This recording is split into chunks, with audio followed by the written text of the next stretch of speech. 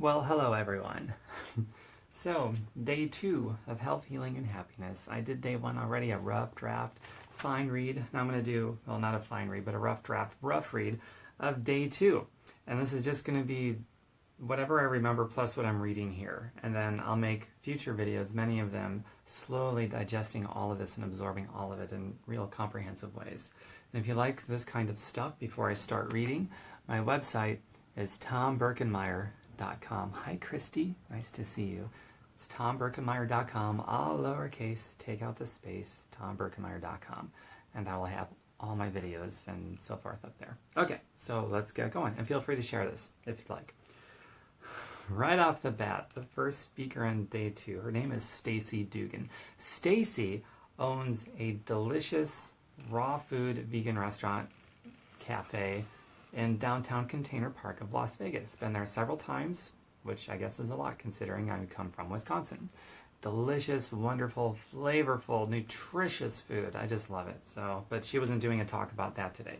She was doing a talk about Yoni eggs, or is it Yoni? I can't remember. Y-O-N-I eggs. You can Google that and find out more about it.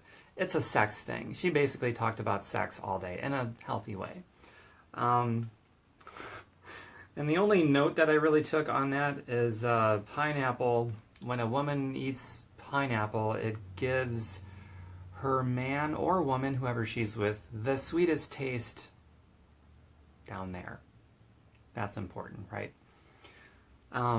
Blaine, if you're looking for someone to coach you, feel free to private message me. That goes for anybody watching this. Feel free to private message me. All right. So look up Yoni eggs, Y-O-N-I, eggs, and that's what Stacy Dugan basically talked about.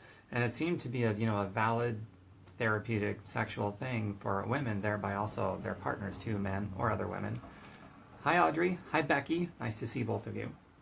The next speaker, Miyoko Schinner. She's one of 2 that I know of, 2 vegan cheese experts. I sampled lots of her vegan cheese over the course of the weekend. It was very good. And also Jody Page. Those 2 girls, man, the vegan cheese queens, let me tell you. Miyoko, she's very big on this. As long as you cause harm, you can never achieve happiness, as long as you're harming others. She goes on to say, obviously, because she's vegan, harming animals, something that a lot of people don't think about. A lot of the animal product that you put on your plate is coming from factory farms. And, many people would argue any farm, doesn't matter. If it's an animal protein or product or byproduct on your plate, it's a product of cruelty to animals. And I certainly think about that and I consider it, and she's right about that. However, I did disagree with her on one point. I do believe there are human beings that get their happiness from watching others suffer and other animals suffer. Those are sociopaths, maybe some psychopaths in there too, but that's primarily a sociopathic trait. And maybe she believes that too and just didn't make that nuance when she was talking, or who knows, she didn't say it one way or the other. But that's a nuance that I can't help but make, because I do notice it seems some people do derive happiness off of the misery of others and other species. Here's a cool stat that she gave us. Dairy and meat consumption are down 2% each year. It's not a lot, but it adds up, and if we can get it going at a faster rate, that would be even cooler. 10% of all millennials, 10% of them are vegans. The meat and the dairy industry, believe me, they know this. They monitor this stuff all the time. That's why they're kicking up the campaign efforts for more dairy and more meat consumption, because it's going down. She brought up a phrase that I'd never heard of before that I really love. It's called disruptive investments. Disruptive investments are basically investments that go against the norm up to a certain date. Like, take today's date, the past investments go towards meat and dairy. Well, now there's investments that's going toward plant-based food, and it's enough to be noticed. Therefore, it's disruptive. Hi, Liz. Hi, Blaine. So I really like this phrase, disruptive investments. So she went on to say, disruptive investments are going to plant-based food. They're not going to meat. Meat and dairy are no longer sustainable sources of food, with a world growing to a population of 9 to 10 billion people. We got about 8 billion right now. It's growing rapidly to 9 and 10 billion. check this out. One cow, to sustain one cow, requires 7 acres of land. Hi, Bonnie. 1 acre of land, so not 7 acres. 7 acres, 1 cow, but just 1 acre of land, we can grow 40,000 pounds of tomatoes. So you see the obnoxiously enormous, huge contrast between the two. And with the world population growing like it is, it doesn't take a math genius to figure out that meat and dairy, certainly at the rates that it's been going up to now, are no longer sustainable. Period. End of story. Plants are.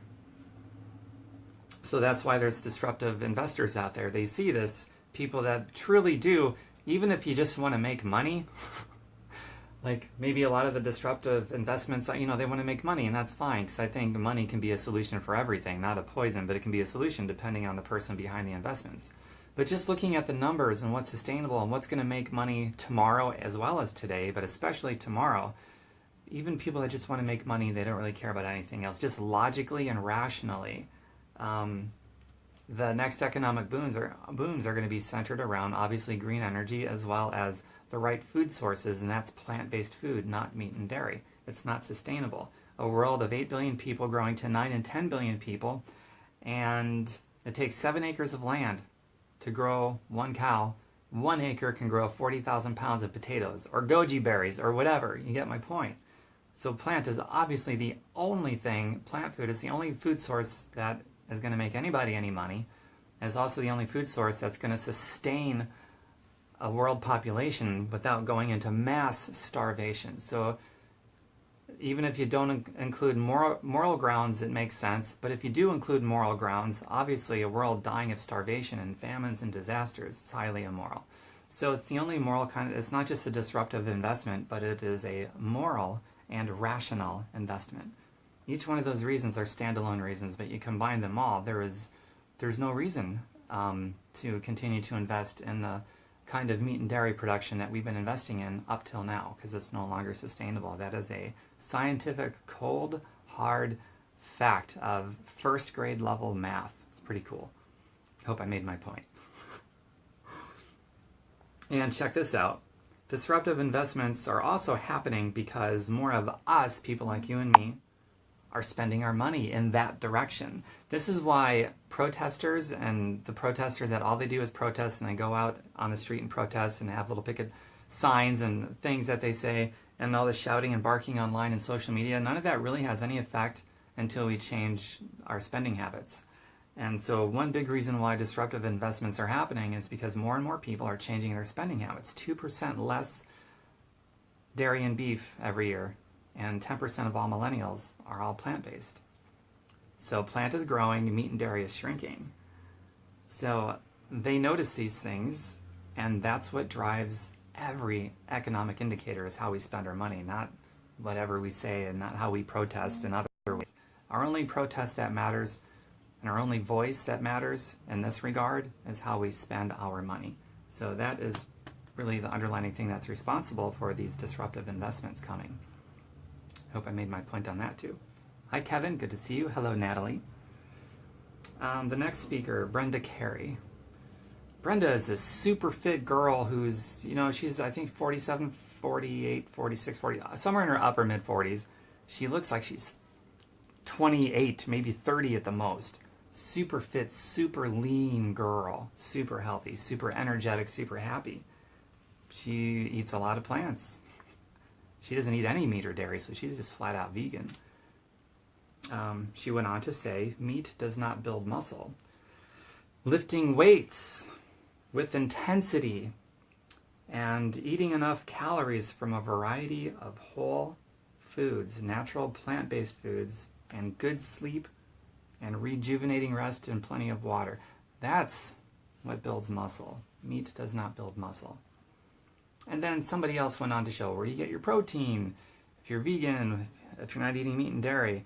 And he held out these big, beautiful pictures of all these people, men and women, who are these gross-looking bodybuilders because they've got so much freaking muscle on their frame. So, I mean, that's subjective, gross, attractive, whatever. But what was objective about it is that we get all the protein that we need and these living examples from plants, because these are grossly enormous bodybuilders, both men and women, that we were shown, that get all of their food, all their protein, all of every calorie from plants, not meat or dairy. And Brenda Carey, she has 2 websites, fitover40.com, that's fitover40.com, and she also has veganhealthandfitness.com, that's veganhealthandfitness.com. Preaching it, Bonnie, preaching it. Hi, Christine. Liz, are you still there? By the way, Liz, it was really cool to see you, even if just for a second, at Health, Healing, and Happiness. That was cool of you to spot me out and say hello. The next speaker was Dr. Joel Fuhrman. He also spoke on day 1, so he spoke for 2 days. Joel Fuhrman has a lot of knowledge. He's a medical doctor, but he's one of the good ones. Therefore, he's probably been ostracized by his medical community. I don't know. But what does he care? His priority is to help people.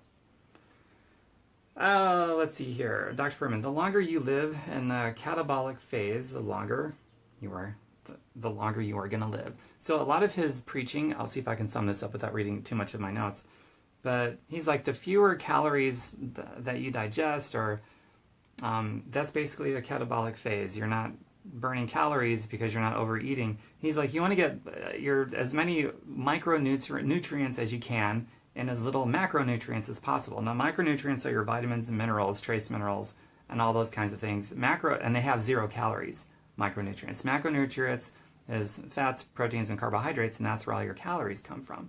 So he's basically saying the more you can get all the nutrients that you need in as few calories as possible, the longer you're going to live.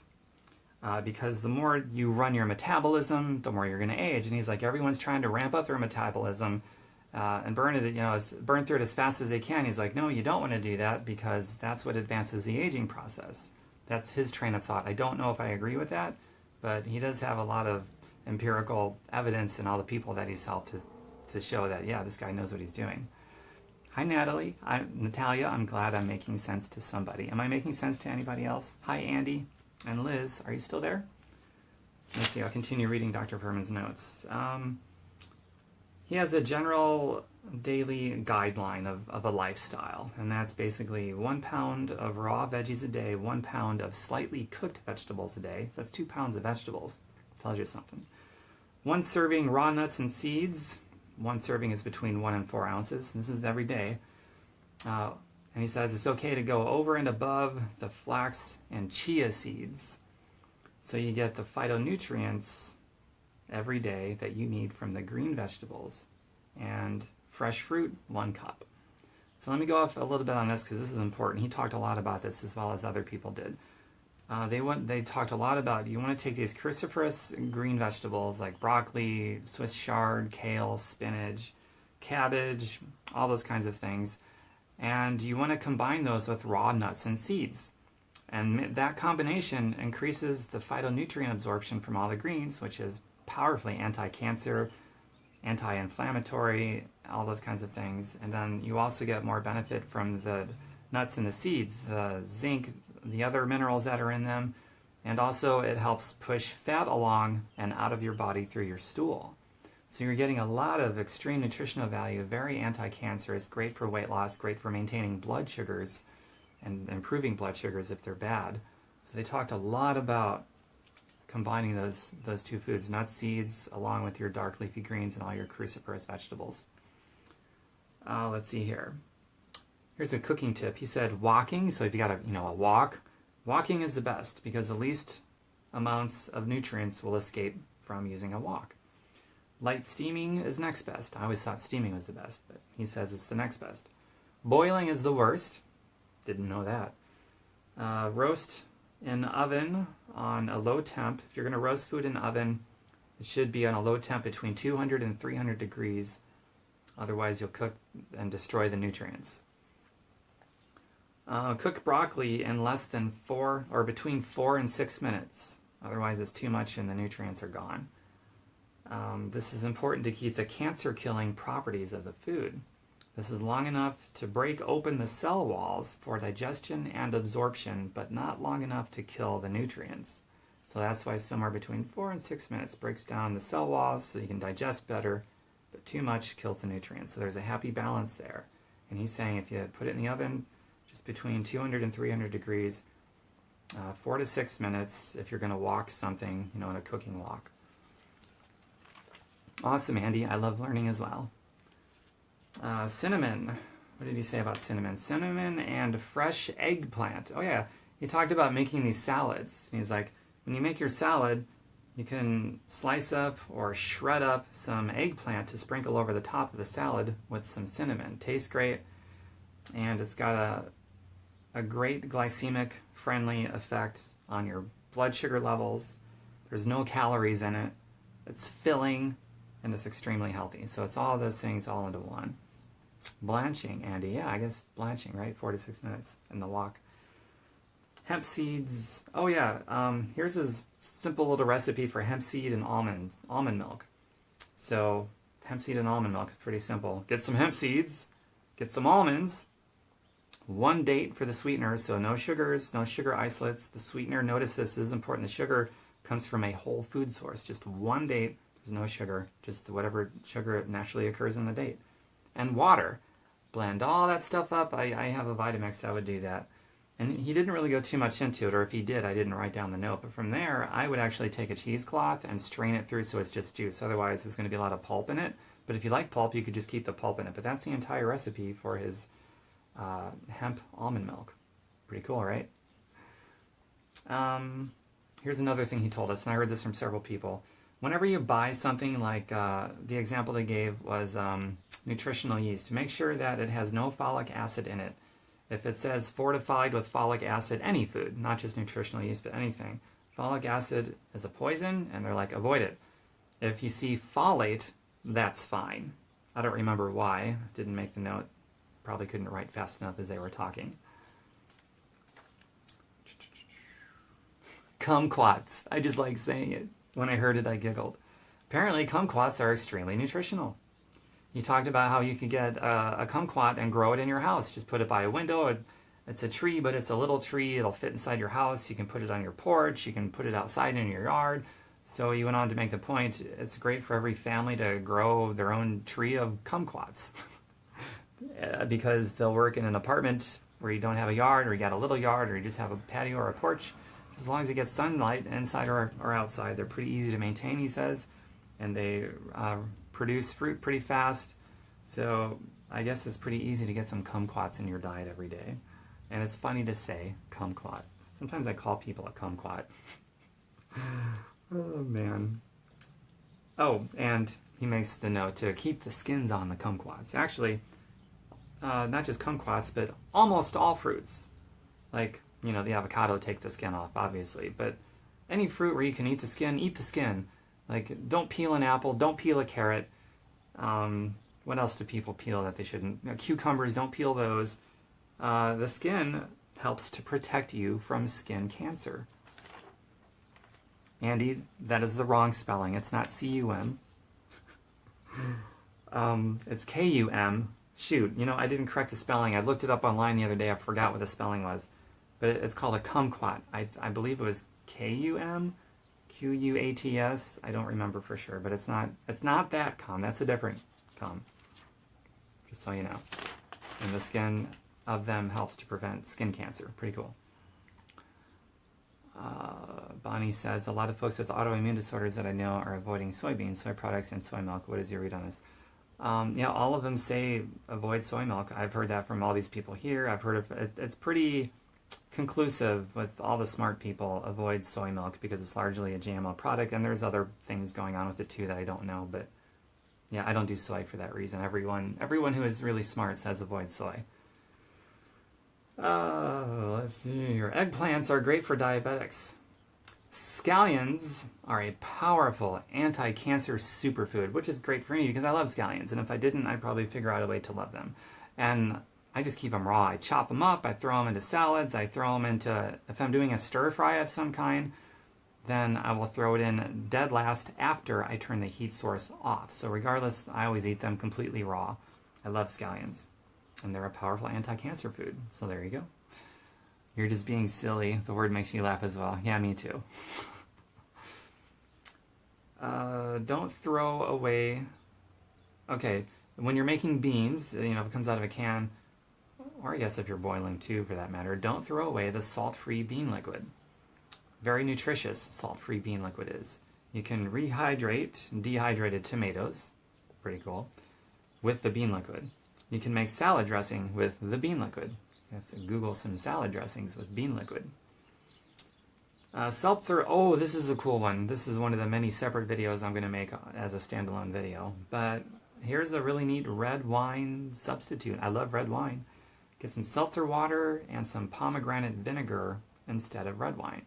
He didn't give us a ratio to play with, but I mean, that's something you can fool around with. I'll fool around with it myself, see the ratio that I like of pomegranate vinegar to seltzer water. But that's the only 2 ingredients he gave us, so hell, I'm going to try that out, man. Cruciferous vegetables have a low glycemic effect. Of course they do. I already talked about that a lot. Let's see. I made a lot of notes regarding some screenshots that I took with my camera of the different slides. I'm going to have to do separate videos on that. Otherwise, a lot of these notes here are not going to make any sense. So let me skip past all those, and I'll just do more videos as it makes sense. The next speaker was Brian Clement, PhD, comma, LN. What is an LN? I don't even know what that is. PhD and an LN, Brian Clement. He is, I think, the president, or he's one of the head honchos at the Hippocrates Institute. He says there are 3 known acids in all animal-based food that eat away at the calcium of the bone. I didn't write down the 3 acids. We're talking so fast and I could only write so fast, but 3 acids in all animal-based food that eat away at the calcium of the bone. And this is already known. Any dairy or animal product, meat, dairy, it throws the pH balance off in the body. And the body's first source that it turns to neutralize the pH balance, to get rid of, well, not get rid of, but bring the acidity and pH into balance, the first place it goes to is the bones. It'll draw calcium out of your bones to neutralize the acidic effect of all meat and dairy, bar none. So that's one of the major problems with a meat and dairy diet from a health standpoint. For profits, we are willing to sacrifice our children with pharmaceuticals. I mean, I can go all day long about that. I'm probably preaching to the choir, so I'll move on.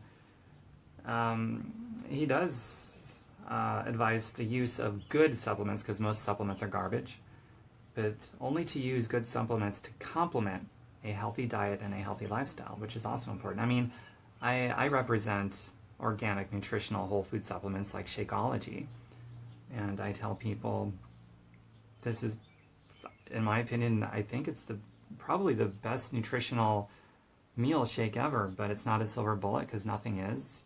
You want to eat reasonably healthy throughout the rest of the day. Use this as a complement for a healthy lifestyle, and this will be such a tremendous help. And lo and behold, everyone that follows that advice to use their Shakeology as a complement to eating healthy and changing lifestyle, all of them have really great success, great results, and they feel really good. So that was awesome. The dude made that little nuance right there. It's a nuance that's missed by a lot of people. We are the red, white, and sedated. Probably heard that, and I decided I'd write it down with nothing else. This is interesting. We make up only 4% of the world population of 8 billion people. And we consume 50% of all prescription drugs. We make up only 4% of the world population, but we consume 50% of all the world's prescription drugs. Do you think we've been conned here in the good old America? And we consume 80% of all the world's narcotics, and those come from our medical doctors. I'm going to read that one more time because that blew my freaking mind. I knew it was bad, but who knows it's this bad, and maybe it's worse. We make up only 4% of the world's population and consume 50% of the prescription drugs. Do you think we've been conned here in America? We consume 80% of the world's narcotics, and those come from our medical doctors. And they went on to tell us about how the leading cause of death is by medical doctor treatment, and he pulled up the science and the data to prove it. Pretty amazing. Corporations, I love this part. Stick around for this. Corporations run this country. I think everyone probably agrees with that. Left or right on the political aisle, it doesn't matter. You're all full of shit. He's so right. They just want you to consume shit that you don't need, and boy, have they been successful. I mean, think about it. Pharmaceutical industry profits over $1 trillion, $1 trillion a year. So I'm going to start that whole paragraph over and just read it all the way through one time because it's so good. Corporations run this country, left or right, it doesn't matter. You're all full of shit. They just want you to consume shit you don't need, and boy, have they been successful. We have successfully been trained to consume. We do not participate in our own health, which leaves us vulnerable. You are just being sold to. I want to sell you, you. I want to sell you, you. It's the hardest sell because you have to be you, and who wants to do that? Ah, that was such a great piece. I'll expand more on that in future videos. We are not the alternative. We've been around forever. Pharmaceutical is still relatively new compared to how long we've been around for, so why are we called alternative? It's kind of like organic foods. Organic foods have been around forever. They just didn't need to call it organic food until recently in modern history when they started making GMO food. I mean, duh. Alternative medicine are the pharmaceuticals that are not natural. They cause health damage, bar none, and they charge you money for that. Gee, I wonder which one is the real alternative.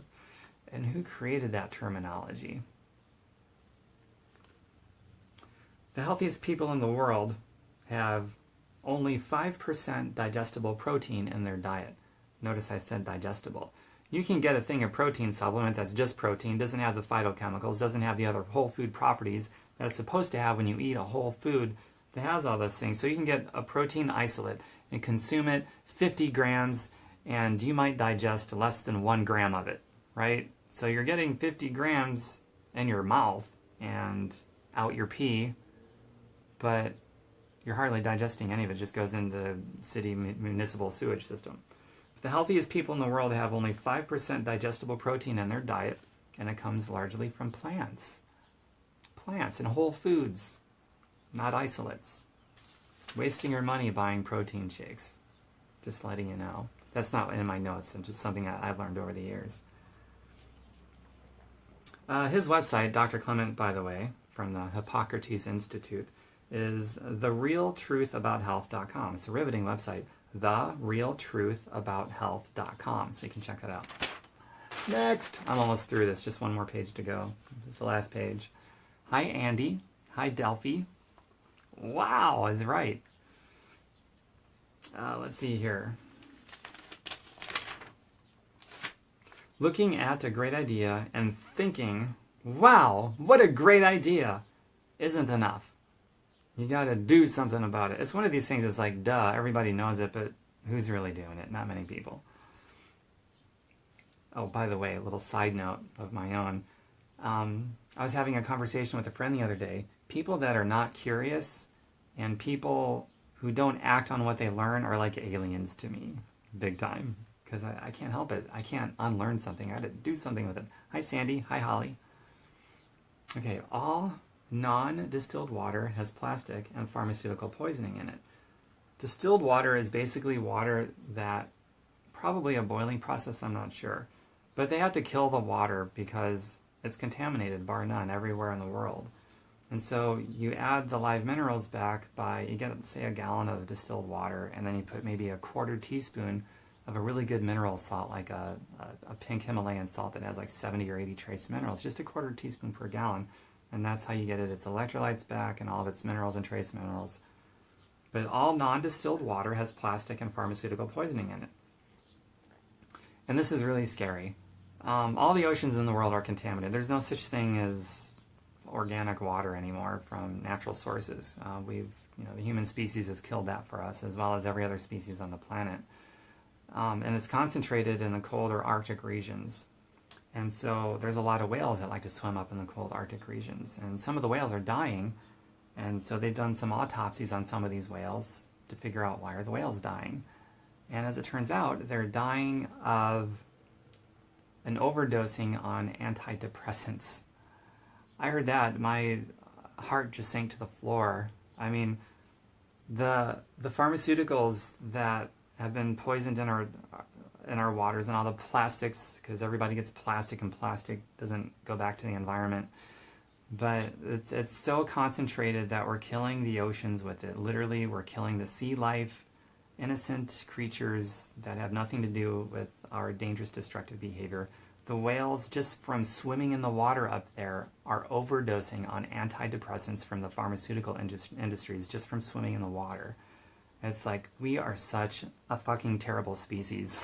I mean, there's individual people and individual acts that we do that are really wonderful, but as a whole species, it's one of these things that just underlines what a horrible, awful, cancerous species that we are to ourselves, to the planet, and to other creatures that are completely innocent. And we have their blood and their misery on our hands. It's awful. Moving along, Alzheimer's. If you don't get rid of sugar, you're wasting your time and money. For Alzheimer's people, he recommended, Dr. Clement, taking a living B12 vitamin supplement without any folic acid, and a prebiotic and a probiotic, and living food bacteria with 100% absorption rate into the cells, and remove all sugar from your diet and eat a plant-based whole food diet. And this is a man who's very scientific. He has somewhere in the hundreds, over time, thousands of people that he has helped heal from Alzheimer's with this stuff. So it's real. The medical community just dismisses it. There is no cure. In fact, if you go into a dementia ward of any hospital or psych care facility or manor or old folks home, they've always got that wing for people that are a bit off their rockers. And they're being fed dairy, they're being fed sugar, they're being fed all these foods that created the problem to begin with, and then it's perpetuated all the way to their dying day, but now they're being given medicine every day to drag out the life. Otherwise they'd be dead, because let's face it, the number one goal of the pharmaceutical industry is to help you die as slowly as possible. The only thing that is tragic about a person that dies is that they can, they lose a subscriber, unfortunately for them. So they're fed these things in all these places. Anything that's under the medical umbrella, you just go to any single one of them. Doesn't matter if it's an old folks home or a psych ward or whatever. They are being fed dairy and sugar, and all the things that cause the dementia to begin with is being perpetuated. But they're also being given the pharmaceuticals to force a vegetable to stay living so that they don't lose their subscribers and they don't lose their $1-something trillion a year of profits. I mean, the leadership of the pharmaceutical industry, they know this stuff. They're just extremely vile, cretinous, disgusting human beings, and there's no reconciliation with people that can consciously do that for a profit. There just isn't. So the only solution there, and I've been saying this for years, is to lop off the head of the pharmaceutical leadership and replace them with entirely different personnel that care more about people and helping them than anything else. So that's what that boils down to. But at the end of the day, we still have free choice to get treatment as we see fit for ourselves. That's on us. It really is. That's why I see people as aliens who aren't at least curious to go looking for solutions and something better. People that aren't curious to at least look outside of the box. I can't relate to those people. And those are the ones that will, have the dementia, and they'll end up in the psych wards or the manors or the whatever facility that's under the medical umbrella of treatment that perpetuates the disease, because they never got curious to see if there's something better. And it's always, you ask somebody who did find something better, how did you find it?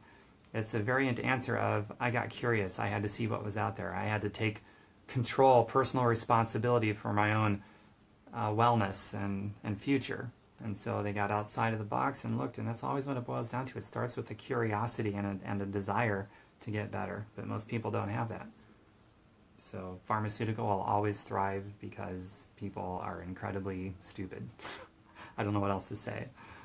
All right, moving right along. Hi, Joanna. Nice to see you. Move on to Steve Pavlina. Steve Pavlina, I was really excited to see them because Steve Pavlina wrote a blog, I don't know, 6, 7, 8 years ago is when I discovered it. It was one of the most impactful blogs I ever read. He wrote a blog, and this isn't anything to do with health, but certainly healing, I would say, and happiness and health. Yeah, I'll sum it all, health, healing, and happiness. He wrote a blog called 10 Reasons Why You Should Do Everything in Your Power to Never Have a Job Ever Again. And he put his balls out there, and every one of the 10 reasons he backed up with empirical evidence as to why he feels that way. And it was very ballsy, and a lot of people got offended, and a lot of people got inspired. I was on the half that got inspired. Imagine that. And I've referenced his blog more than anything, any other blog. It was so good. But anyway, he gave a talk today about how lifestyle choices affect your brain power and your brain energy and things like that. He said something right off the bat I thought was cool. He said, I'm not coming at you as an expert, but as an individual explorer. I can relate a lot to this guy on an empathetic level because he's not certified or licensed or boarded to do anything. Neither am I, and I don't want to be. In fact, I could have been. Anybody could be. I decided not to intentionally because I always want to be the expert, non-expert, the one that people can relate to. It'd be like, if Tom can do it, he's not an expert in anything, then I can do it. You know, that sort of a thing. And experts have their place too. I learn from experts all the time. But this is a position I wanted to take, which is similar to the position he wanted to take. So I'm not coming at you as an expert, but an individual explorer, a layperson who constantly wants to get better, learning from people much smarter than me, and then teaching it for the rest of the world to benefit, just putting it out there for free. And Steve Pavlina is one of the very few, one of the only self-employed entrepreneurials that I admire and look up to and learn from. And why is that? Why is he one of the only self-employed entrepreneurs that I actually look up to? Because he is one of the only self-employed entrepreneurial types that is working solely for passive and residual money. Most self-employed people are still working for a paycheck, just like people with a job, except they are actually even more shackled to the dollar than people with a job, which is hilarious because the primary reason anybody becomes self-employed is to have more freedom and more flexibility, and they end up having less of it because they never learned about passive and residual money. Well, Steve Pavlina is one of the only self-employed entrepreneurials that gets that, and he's not shackled to the dollar. And I'm not shackled to the dollar because I get it too. And no matter what you want to do in your life, I don't care if you want to have a job or not have a job, at least do something on the side where you got a passive income that covers you completely 100% so that you can take those shackles off and do whatever the fuck you want with your time. Because that's what we're here for. We have a born date and eventually a death date. We don't have much control over the two, if any, but there's that dash in the middle. That's our time. That's what matters. It's having the freedom to do with it what you want. And if you don't have a passive income that covers you 100%, then you're shackled to the dollar, and that's no way to spend that dash between those two dates, your birth date and your death date. The only people that want you to spend that dash shackled to the dollar are people at, we'll say, the very top of the pyramid scam that need unquestionable obedience from workers. You and your boss's boss are part of the same sick pyramid scam of working for money, shackled to the dollar because you never learned about passive and residual money.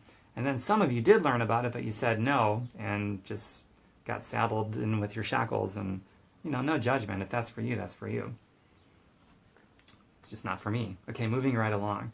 Steve also went on to say, hi, Robin. He didn't. I'm just saying hi, Robin, because I saw Robin chime in. Hi. Natalia, you're awesome, too. And Valerie, very nice to see you. You're very welcome for sharing what I learned. Okay, moving along.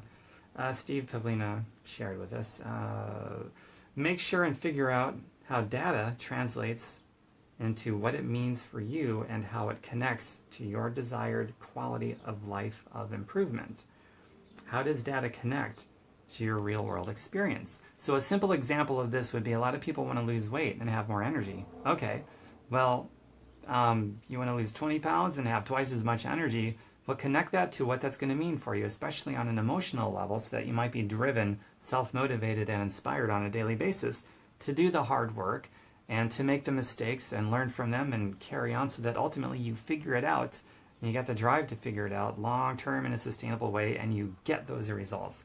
And then you live that emotional dream that you had about what those would mean. So you need to make a connection between the actual data and what it's going to mean for you emotionally and just your overall quality of improvement of your life. And that's really important because a lot of people will say, I want to achieve this number in my financial goals. Well, what is that number in your financial goals going to mean to you? What is your life going to look like? Make that connection, whether it's a health goal, a financial goal, and you should have health goals and financial goals, in my opinion. And then figure it out. And you probably won't have the emotional health or fortitude or endurance or longevity to figure it out if you don't make that connection between the data, the goal, and what it's going to mean for you. He posed a question that I thought was really good. I actually put a variation of this on my timeline already. Have you ever made a health change of you being more like you? So, in other words, not feeling too good. My energy is down. I just don't feel like me lately. Or maybe it's, I'm on these drugs because I got high cholesterol and just don't feel like me anymore.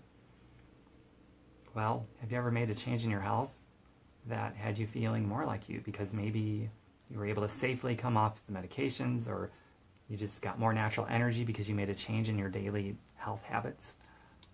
That's a pretty cool thing. All thoughts you think is like weight training for the brain. Your brain is trained by input. What you put in comes out. And there's one more note, but I want to pause on this for a moment because this is really important. Hi, Annette. Glad you're watching. All thoughts you think is like weight training for the brain. So that's like, you ever go down a spiral of bad, negative, cognitive quicksand because you start thinking these bad thoughts, and before you know it, it becomes easier to keep thinking those bad thoughts. And the more momentum you get going with those bad thoughts, the more difficult it is to stop those bad thoughts. So the longer you wait to switch direction to, I don't know, maybe more positive thinking, just the more difficult it becomes. That part of your brain just becomes stronger. Just like when you work out a muscle, say a bicep, at first it's hard, but it gets easier. And so your brain is the same way. Whatever pathway you're going on your brain. We'll just take the two major umbrellas here, positive and negative. So if your response to a bad situation is negative, and it's always negative, that's a habit, and that can be really tough to break. Just like if it's always positive. If your gut reaction response to stressful things is typically positive, oh, I can figure that out, let's see what it's going to take and we'll do it, then it's very easy to keep on that trajectory. So in the beginning, when it's very hard, I had to go through this, and sometimes I catch myself, and I still have to do it. I got things I battle with to this day, but there's a lot of truth to this. Like in the beginning, before I started this journey, it was always an excuse. Nothing was my fault because I was a good person. I always showed up on time. Everyone could always depend on me. I was going to do what I said I would do so when something went wrong, it was never my fault. And you know what? On paper, sure, it could totally be somebody's fault. So-and-so broke a promise. My boss lied to me. My friend lied to me.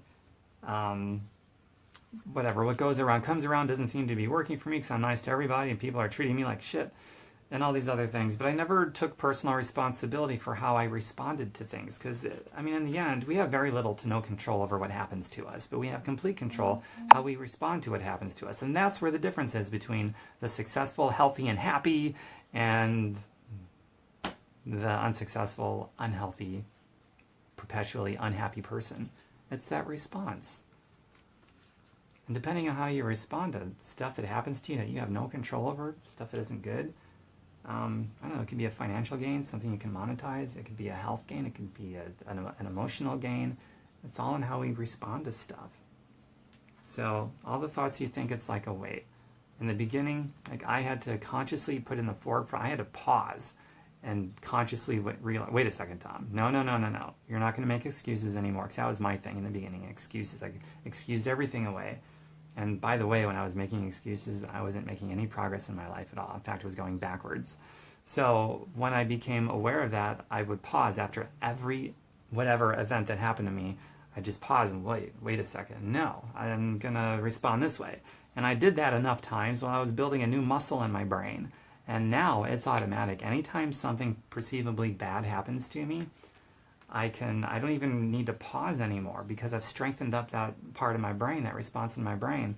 And I'm always thinking about, okay, how can I turn this around? Or what do I have to do to figure it out? What book do I need to read? What class do I need to attend? What teacher do I need? What wisdom do I need? What questions do I need to ask? Whatever to figure it out. I'm going to figure it out. It's always my response to everything now. And so I do it. And that took a while. It took a while to unwind years of excuse making and build something else up in my brain, but that's all it was. It's like weightlifting for the brain. It just takes time, and you can do it too. I think the first step is to have the humility to recognize it you know, that thing called ego gets in the way of that a lot. So that's step number one for probably all of us. And your brain is, this is the last note, by the way, almost last. Your brain is trained by input. Here's the cool thing about input. Input in, goes out, the output, you know the output by the input. Based on the input, you can probably guess what the output is going to be. But we're human beings. We can make a different decision as to the input that's being put in our brain. So let's say we're hanging around people that are just gossiping about other people all day long.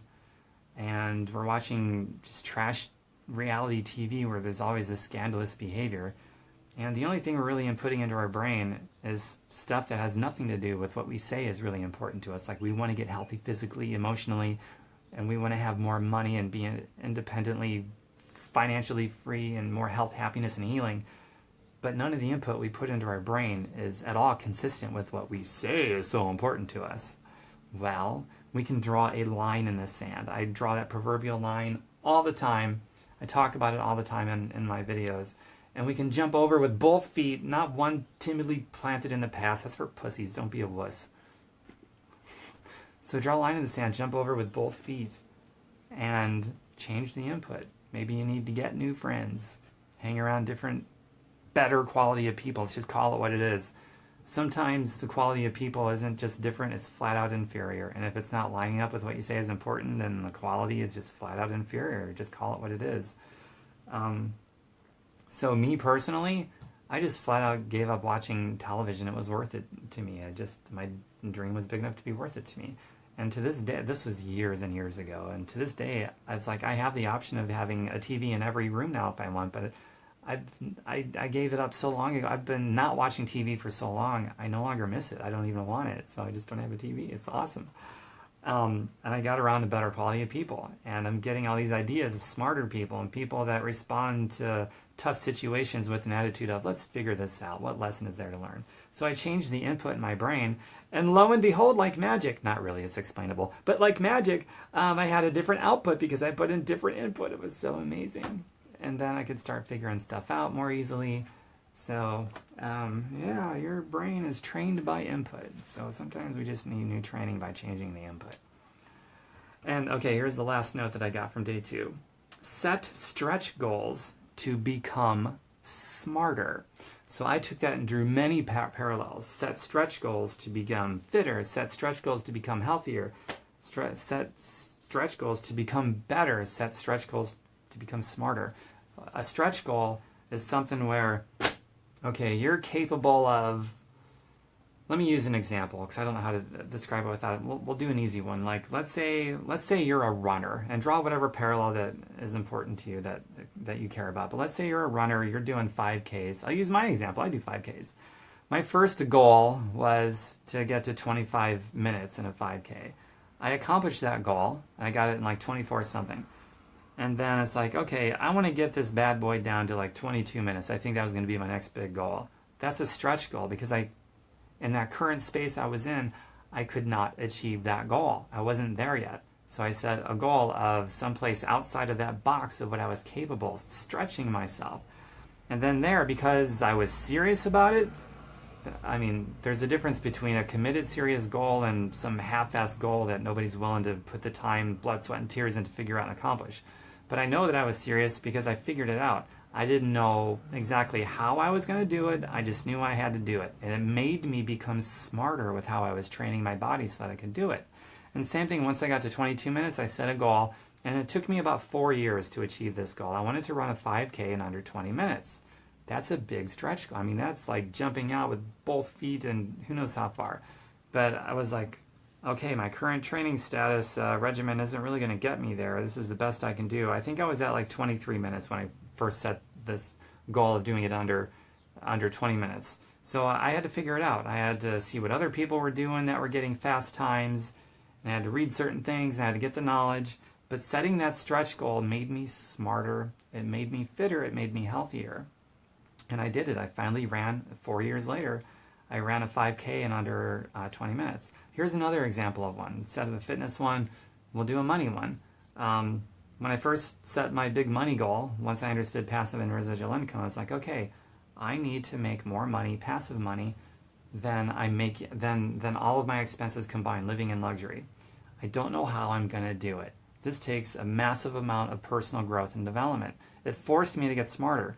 Thankfully, I did that in about 2.5 years. It took me to reach that goal, to where I just worked, built up this beautiful passive income. I had to figure out how I was going to do it with the very limited time that I had, and other problems I had, lack of skill, lack of time, lack of resources, lack of money, lack of, this and that, and my fact that I hate talking to people that I don't like. And actually, I still don't do that, so that was a bad example. But how about just bad people skills and very shy, awkward? I couldn't make videos to save my life. I do them all the time now. That's another stretch goal. It got me smarter, got me better at making videos. But eventually, that whole thing, just that one goal alone, setting that stretch goal of making enough passive income to more than cover all of my expenses, that forced me to get smarter with time, smarter with resources, so I could have more resources, smarter with money, smarter with how I connect with and communicate with other human beings. It covered a lot of things. So it made me exponentially smarter to achieve that stretch goal. And I did it. It took me 2.5 years to do it. So you need to not be timid and set some stretch goals, your health goals, your financial goals, whatever they are, set them, man. And then be like, I fully recognized I have no idea how I'm going to accomplish this, because in this current space where I'm at now, I don't know how to do it. But I set the goal, so now I need to figure out where I need to go to get the wisdom, the knowledge, the training, the whatever, so I can figure it out. And maybe I'm super busy, and I'm not going to be one of those complete wusses that says, I don't have the time, so forget it. Just scrap it right now because I don't have the time. That's like the most common one, right? Time and money. I'm not going to be like one of those people, no. That just means I've got something else to figure out. So I got this goal. I have no idea I'm going to do it because I don't have the skill and I don't even have the time. So to get smarter, this is going to force me to get smarter with my time, with my money, with my skill set, and whatever else I need so I can accomplish that stretch goal. Because I'm not going to be like 98% of the population, 49 out of 50 people, excuse it away, that look at their current circumstances, just telling it how it is, keeping it how it is. And it's like, how stupid is that? And those are the people that go year after year after year with the same damn problem that they keep bitching about that they don't solve because they're not willing to figure it out. Maybe if you don't have any time or resources, maybe that's by the powers that be of the universe. Maybe it's on purpose by the powers that be of the universe to force you to finally get smarter with your time. And if you don't take that worthwhile challenge, then people get dumber with their time year after year. They get dumber with their money. They just get dumber and emotionally weaker, and eggshells around their feet that people inevitably step on. So it makes no sense to do that to me. It really doesn't. It just makes sense to set those SMART goals because stretch goals, because it's the ultimate thing to do to force yourself to get smarter and to become better. And not just at whatever the goal is, but there's obstacles in the way that you need to overcome to achieve those goals, like time and being resourceful and whatever else. It's really cool. So I hope I made my point with that. Boy, I'll be doing some more videos on that one, that's for sure. It's an important, once I can explain it more, maybe less words. But that was the last note. So I hope you guys enjoyed that. I'll hang out for another minute. If there's anything you guys want me to talk more about, or if you have a question, or if you just want to give me a virtual high five, or if there's something you agree with or disagree with, or if you have a violent disagreement about something, or want me to talk more about something, I'll give you a minute. If nothing happens in a minute, then I will take the minute log, bump on a log, as a sign that this has run its course. But I appreciate all the positivity going through this as I've been reading all these notes and going off my own tangents. I'm so happy you took up this health information mission. Me too, Bonnie. Yeah, this I didn't just take it up when I go to different shindigs like this. I mean, it costs money. The ticket to get in for one, and then the airfare and other travel expenses, and it's so worth it. It's so cool to be able to do it. And because I have a home business, I can write it off my taxes, which I also love being able to do. Hi, Keith. I just ended it. Hi, Kelly. Thanks for the hearts, people. Thumbs up are cool too, but those are like impotent. Hearts are better. What was my turning point? Well, my turning point is when I ended up in the unemployment line, and this was 11 years ago. I said to myself, okay, how did I get in the unemployment line? I showed up every day. I was on time. I was early. Worked well with everybody. Went above and beyond. I got the merit increases for going above and beyond.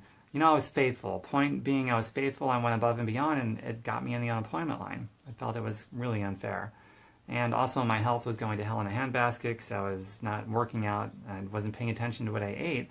So, there was a possibility of me becoming homeless, thinking to myself, gosh, I'm a nice guy, great to everybody. I went above and beyond, showed up, dependable, all these things. And how did I end up? No money, almost homeless, health going to hell in a handbasket. So obviously it depressed me and it pissed me off at the same time. And then around that time, I met a girl who became my girlfriend. We're not together anymore. That was a long time ago. But she had gotten involved in a home business, and she had invited me. It's a company called Beachbody. They make home fitness programs and organic, healthy, wholesome nutritionals and things like that. And so she invited me. I said no for 3 months, and in all honesty, I didn't get on right away. I was skeptical. But then I saw that she was getting great results. She got healthier, and she started making really nice money. And this wasn't an infomercial, so this had a lot to do with my timing, also this particular company and this and that, because, you know, when you watch an infomercial, you don't know if they're full of shit or if they're over-exaggerating or what. But this person was it. So I'm like, okay, this is as good as it's going to get, that I'm looking at something that's legitimate. This is as good as it's going to get, that I got something here that seems legit. So, like, I got to do this. So I did. And when I got in, I got my ass to work right away. Not a lot of time to do it, that's for sure. But I didn't want that to be my excuse anymore, that I lacked time, lacked money, which I did. I lacked all those things, and skill. I had no idea how to do something like this, and no people skills. I'm freaking shy. Oh my God, I gotta talk to people. All those things. I just didn't use those excuses anymore. I just said, okay, well, I gotta force myself to get better and get smarter and solve these problems because I'm sick of living like this. So that was my turning point, and all those things coming together with how unfair life was, and then meeting my girlfriend at the time who invited me into something. Love you too, Bonnie. Oh, and by the way, if anybody wants to know more about Beachbody and being a business owner with health and fitness and residual and passive money, feel free to private message me. I'd be happy to show you. Kelly B., do you consider yourself a highly sensitive person? Sometimes, Kelly. I'm very nuanced about a lot of things, and sensitivity is definitely one of them I'm very nuanced about. So if there's like a specific thing, I can probably tell you, yeah, I pretty much am, or no, not really.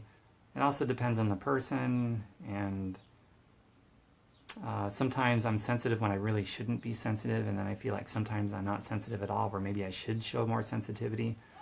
So we will call that a character flaw, and hopefully in progress, to be honest. But an overall highly sensitive person, no, I'd say not. Definitely not. But I have my moments like anybody, I guess. Did I answer your question about my turning point?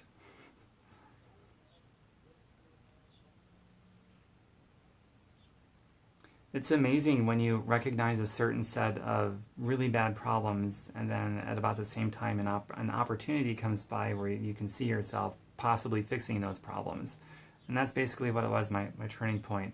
Just depressed and pissed off, but at the same time having this opportunity right under my nose that thankfully, for whatever reason, I'm grateful I saw it for what it was, an opportunity to fix those problems instead of something to just thumb my nose at and just keep chugging along, getting worse every year. So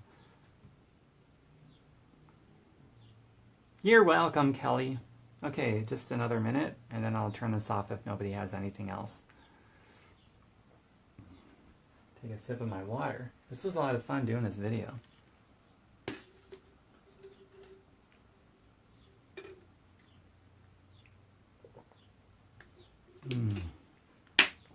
Thanks, Callie.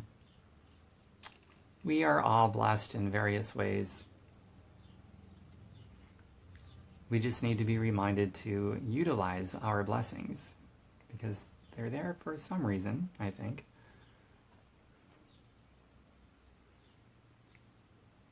But our blessings don't amount to much if we don't tap into them and use them. So we have to use our blessings. We could do a video on that. Always got ideas for videos.